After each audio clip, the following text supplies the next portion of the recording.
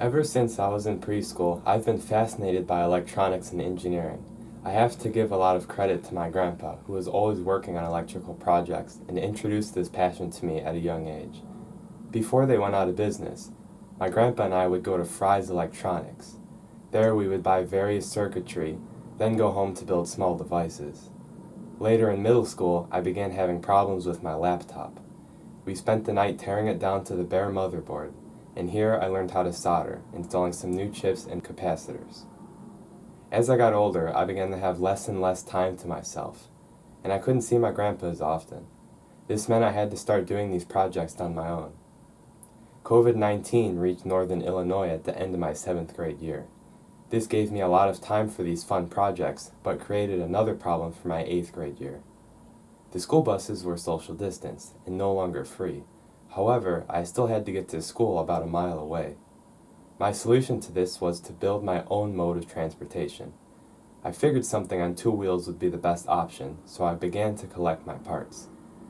I found an old mountain bike for sale for a great price. I decided to buy it. I also bought this small 2-stroke engine off of Amazon, along with the various parts needed to mount it. After weeks of research and about 7 hours of build time, I had my new mode of transportation, a motorized bicycle. I rode this small 2-stroke bicycle to get to school almost every day. However, I didn't have any lights on it, so I couldn't ride it at night. I also found a solution to this though.